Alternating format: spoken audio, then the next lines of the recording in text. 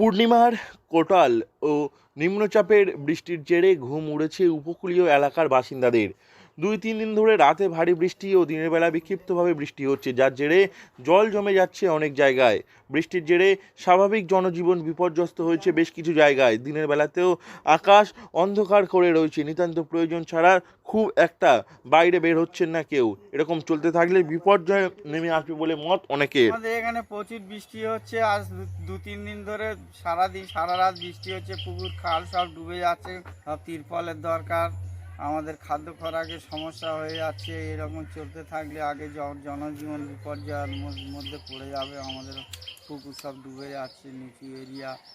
আমরা খুব কষ্টের মধ্যে আছি। কি শুনছেন, আরো চলবে বৃষ্টি বলছে?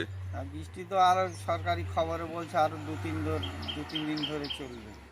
আবহাওয়া দপ্তর সূত্রে খবর, দক্ষিণ বাংলাদেশের নিম্নচাপ মঙ্গলবার গাঙ্গেয় পশ্চিমবঙ্গে অবস্থান করছে। নিম্নচাপটি শক্তিশালী হয়ে ধীরে ধীরে ঝাড়খণ্ডের দিকে এগিয়ে যাবে।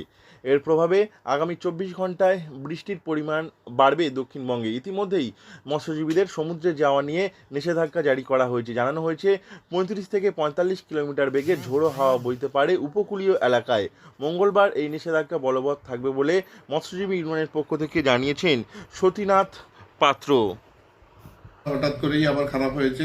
সমস্ত ট্রলারগুলো ফিশিং এর উদ্দেশ্যে বাইরে বেরিয়ে গিয়েছিল, তাদেরকে আবার ডেকে নেওয়া হচ্ছে এবং বেশ কিছু ট্রলার ফিরেও এসেছে। আরো কিছু ট্রলার ফিরছে। সমুদ্র ভীষণই উত্তাল আছে এবং 20 তারিখ পর্যন্ত এরকম সমস্যা থাকবে।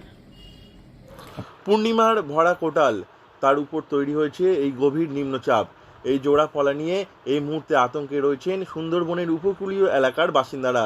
ইতিমধ্যে নদী ও সমুদ্রে জল বাড়ছে, ফলে বাঁধ নিয়েও চিন্তায় রয়েছেন স্থানীয় বাসিন্দারা।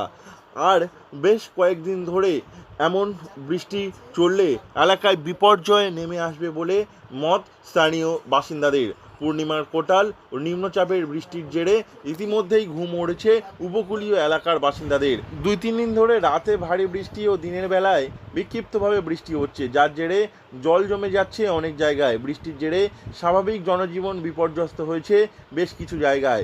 দিনের বেলাতেও আকাশ অন্ধকার করে রয়েছে, ফলে এই মুহূর্তে উপকূলীয় এলাকায় বিপর্যয়ের মতো পরিস্থিতি সৃষ্টি হয়েছে। দক্ষিণ 24 পরগনা থেকে নবাব মল্লিকের রিপোর্ট, লোকাল 18 বাংলা।